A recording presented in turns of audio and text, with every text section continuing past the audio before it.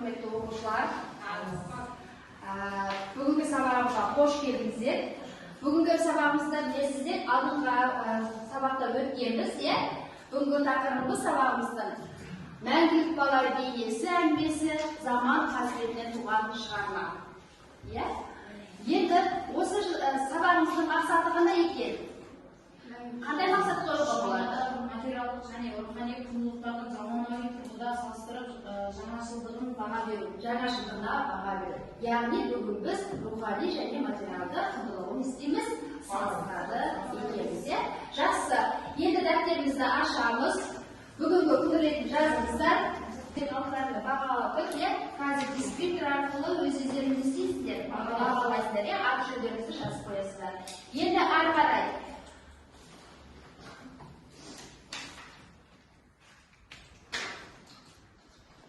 Жалпы бүгінгі сабаққа деген көңіл-күйіңіз қалай қалар? Көңіл-күйіңіз жақсы ма? Жақсы. Онда жақсы көңіл-күймен сабағымызды ары қарай бастаймыз. Тақтада не көріп тұрмыз? Семей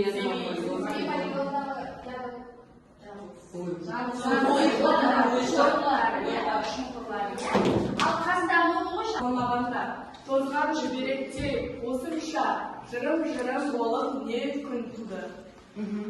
бұл қай Шығыс Қазақстан облысы. Енді бүгінгі біздің тақырыбымыз осы Семей өңірінде дүниеге келген қандай еді? Еңлік. Еңлік, Прототипі еңлік, Ләйла деген қыз. Енді біз мақсатымызға жаңа айттық, рухани құндылықтар мен материалдарын іздеп, талқылау, жаңашылдығына баға беру. Жалпы құндылық дегеніміз не еді? Құндылық дегеніміз не? Бұл қандай да бір мәлім деген маңызы. Жалпы өзі құндылық деген не? Құндылық деген бір заттың маңызы. Маңыздылығы, қадір, қасиеті, енді осы құндылықтың материалдық құндылық және рухани құндылық деп, адамдардың бойындағы қалыптасқан имандылық, қадір, қасиеттер неге жатады екен? Рухани құндылыққа, ал адамдардың қолмен жасаған сұлу заттары қандай құндылық? Материалдық құндылыққа жатады. Яғни бүгінгі сабағымызда осы материалдық құндылықпен жаңағы рухани құндылыққа назар аударамыз. Енді қараңыз балалар, бірінші тапсырма мынандай сіздерге. Осы шығармадағы құндылықтарды іріктеп екі бағанға жазамыз. Яғни біз мәңгілік бала бейнесі шығармасын өттік қой, оқыдық, талдадық, алдық сабақтарды. Енді сол жердегі материалдық құндылық қандай, рухани құндылық қандай? Дискриптор құндылықтарды анықтай алады, құндылықтарды іріктеп екі бағанға не істейсіздер? Теріп жазасыздар. Қандай құндылықтарды кездестірдіңіздер? Рухани құндылықты және материалдық құндылықты не істейміз? Жазамыз. Негізі кейіпкер бұл жерде Ләйла. Енді осы шығармадағы материалдық құндылық не? Материалдық құндылық. Не жаздық материалдық құндылық дегенге? Жоқ. Ол шығармада Қадираны кездестірдік, ақынды кездестірдік. Марға, тағы.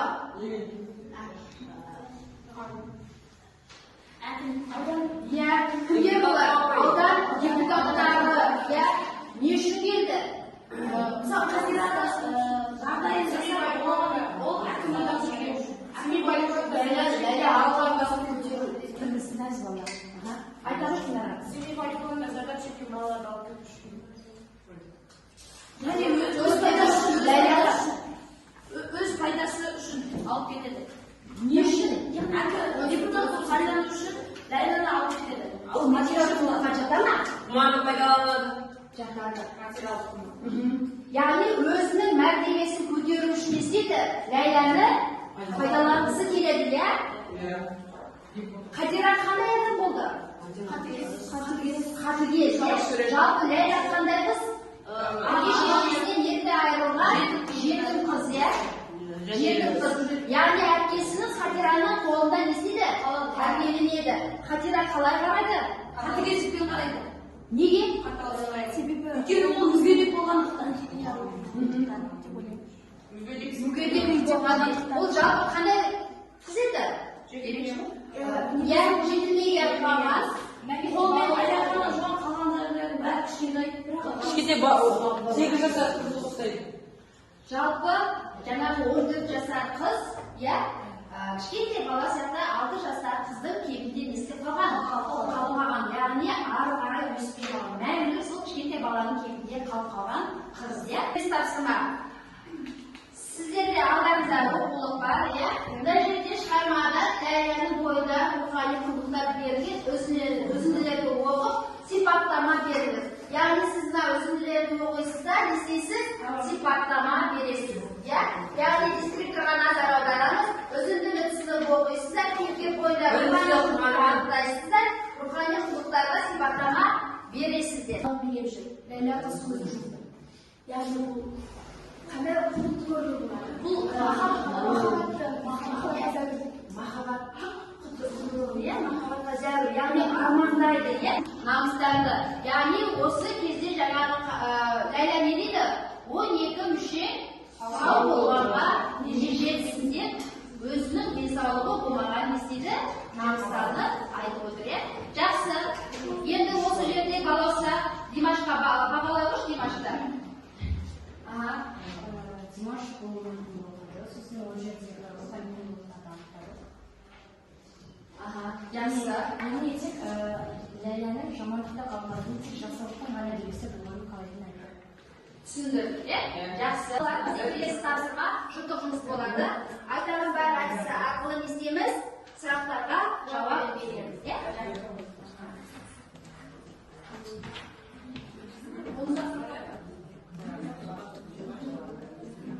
Сұрақтарға назар аударамыз. Мысалы, бірінші сұрақ. Әңгімеде ғана ядролық сұрақтардың зардаптарына емес, сонымен бірге Ләйлә қыздың жанын ауыртатын адамдардың болуы нені білдіреді? Екінші сұрақ. Оқығыш.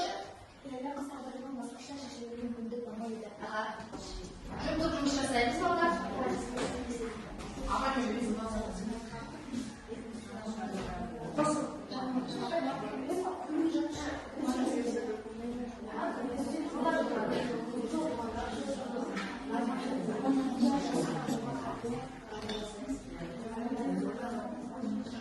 Сіздер әңгімеде тек қана ядролық сынақтың зардаптары ғана емес, сонымен бірге Ләйлә қыздың жанын ауыртатын адамдардың болуы нені білдіреді? Яғни семей полигонының дұрыс болмағандығы, Ләйлә секілді қаншама адамның зардап шегуі, мысалы ретінде кейбір балалар ауру болып туылып жатуы, басқа да адамдар Ләйлә секілді бала бейнесінде қалып қоюы деген жайт тағы басқа. Жақсы. Динара, толықтыршы. Тек қана ядроның кесірінен ғана емес, адамзат және жанашыр адамдардың болмауы, қоғамның қатыгездігі және үміт беретін ортасы. Үміт беру орта жолдан тастауы. Жақсы. Яғни тағы да адамның теңсіздігі болуы. Яғни ол мүгедек болса да оны адамдар жанын ашып қарауға да болушы еді. Бірақ та адамдардың өз жандарын өзі ғана ойлайтын болғандықтан олар елді ойламайды. Сол себепті Ләйләға жандары ашымады. Әлі күнге дейін осы семей полигонын біз істеп жатырмыз. Зардабын шегіп келе жатырмыз, иә? Сол семей жақты өмір сүріп, содан туылған әрбір жануарда адамзатта содан зардап шегеді. Ләйлә қыз тағдырының басқаша шешуіне мүмкіндік бар еді. Иә, қазіргі кезде адамдар өз-өзін ғана ойлағандықтан осы Ләйләнің тағдырына мән бермеді. Егер Ләйләға көңіл аударатын болса, оны қызды емдетуге және де әртүрлі тексерістер өткізуге болатын еді. Және де Ләйләнің өмірін өзгертуге осы қызды тексерту, қолдау және де махаббат, қолдау беру арқылы көмектесуге болады еді. Жақсы, өте жақсы. Айта ғой. Егер Ләйләға жақсылап мейірімділікке қарайтын болса, былай денсаулығына зияны тимейді деген ой бар. Егер де Ләйләға барлығымыз мейірімділікпен, махаббатпен қарағанда, Ләйлә өзіне де жақсы әсер алатын еді. Сенімді болады, иә? Жақсы. Бүгін семей полигонының зардап әлі шегеміз және бүгінгі күндегі адам қатыгездігі әңгімеден қарағанда өзгермеген. Себебі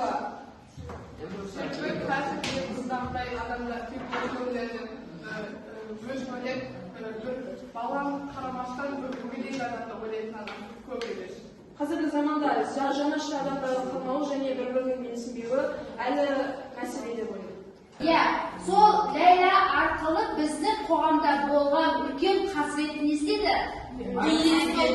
Бейнеледі, айтты, мысал келтірді, иә.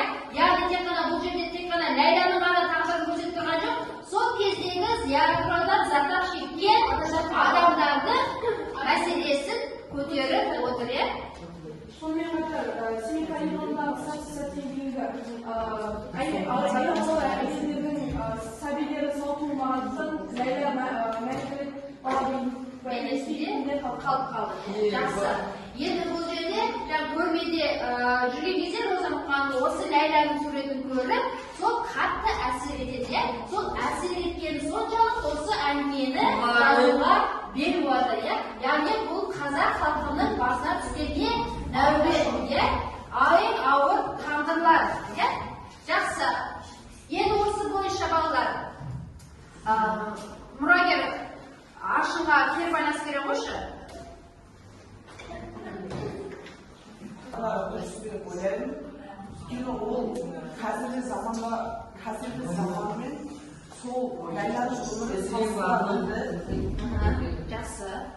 Салыстыра білді, иә. Ағайын айта ғой. Мөлдірдің айтқанына қосыласыз ба? Қандай баға бересіз Мөлдірдің бүгінгі сабақтағы сәлемгеріне?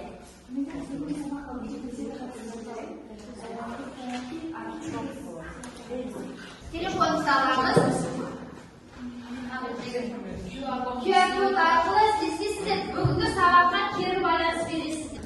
Бүгінгі сабақта мәдени бала бейнесіндегі рухани құндылықтар мен мәдени материалдық құндылықтарды анықтады. Және осы мәтінге талдау жасады. Яғни осы семей полигон ядролық сынақтарда әлі күнге дейін зардап шеккендер. Осы Ләйла қыздың өмірін қиған сол ядролық сынақтар деп табылады. Және оның жүрегіне жаны салған осы жанындағы қасындағы адамдар. Себебі оған қолдау жетіспеді. Және өмірге деген қызығушылығын жоғалтты. Осы мәдени бала бейнені толықтауда Ләйланың осы шығармадағы бейнесін толық аша алдық. Және осы мен бүгінгі сабақта рухани және материалдық құндылықтарын ажырата алдым. Бүгінгі сабақ маған қызықты болды. Жақсы. Бүгінгі сабақта біз мәңгілік бала бейнесіндегі рухани және материалдық құндылықтарды анықтап оларды талдадық. Және осы семей полигонынан зардап шеккен адамдардың барлығының бейнесін осы мәңгілік бала бейнесіндегі Ләйланың сипаттау арқылы сол халықтың қаншалықты қиналғанын білдік. Бүгінгі сабақ қызықты болды маған. Мен бүгінгі сабақта 8 бала алдым. Және өйткені мен бірінші тапсырмада материалдық және рухани құндылықтарды анықтау кезінде қателестім. Бірақ оларды жазып алдым. Және бірақ та қалған тапсырмаларды толық орындадым. Сол себепті 8 бала алдым. Және бүгінгі сабақта мен семей полигоны, яғни сол замандағы қасіретті сол Ләйланың шығармасы мәңгілік бала бейне шығармасынан толық түсіндім.